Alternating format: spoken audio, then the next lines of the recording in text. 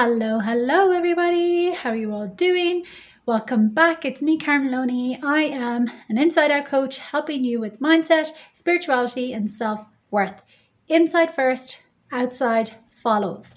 So this week I just want to share a really powerful tool or observation key that can really help you to know or be aware of if you have some limiting belief or conditioning or subconscious programming that is really holding you back from your true self. And the key is to begin to observe your reactions.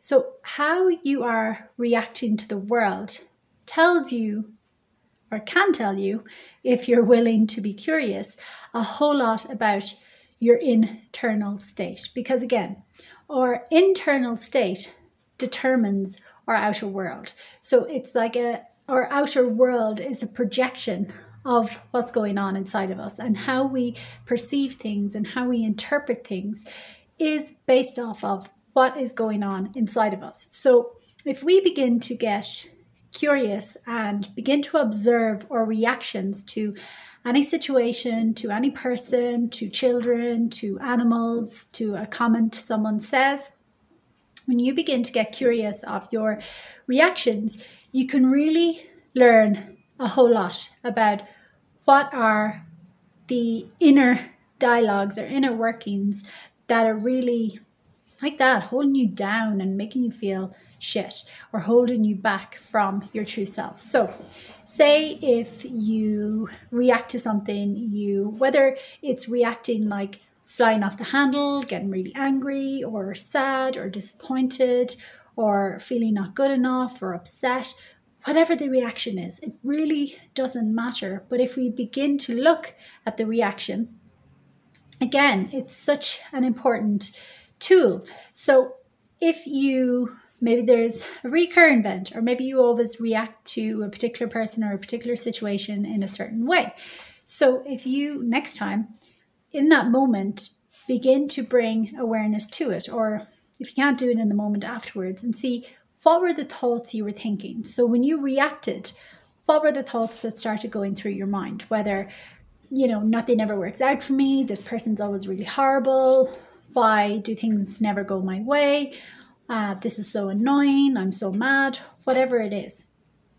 And when you notice the thoughts around your reaction, once you have the thoughts, you can often go a level deeper as well and get curious about what might be the belief below these thoughts.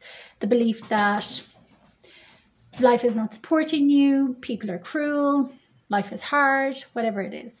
And again, it's all information for us. We do this work for ourselves to uncover and to unlock and to literally elevate and raise our own internal vibration, because these subconscious things, they pull us down, and then we're always a match for something energetically. So we keep seeing those same repeated scenarios all the time, no matter where we go, no matter who we're talking to, no matter what is happening, we're seeing repeated cycles. And these repeated cycles are because of what's going on inside of us. Remember, you, each of us, we are the common denominator in our lives. I'm the common denominator in my life. So if I keep seeing repeated cycles, if I keep reacting in the same way, when am I going to get the message that, there's a puppy here as well, when am I going to get the message that, oh, it's down to me, all fingers point at me, it's something within me that is causing me to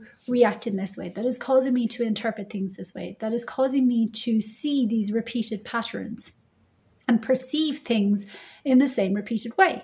And again, we're not often conscious of this because we're only looking at the external and we're not looking at the part we play. So really beginning to observe our reactions and how we are reacting to things can be such a huge clue and such a supportive tool to us if we're willing to do the work, if we're willing to take the self-responsibility, and if we're willing to go within and shift our thoughts and beliefs within ourselves, whatever we're holding, so then we react in different ways. And actually, eventually you move out of reacting altogether, because the thing is, we're so unstable at times within our own internal world that we're constantly reacting, as opposed to being intentional and responding.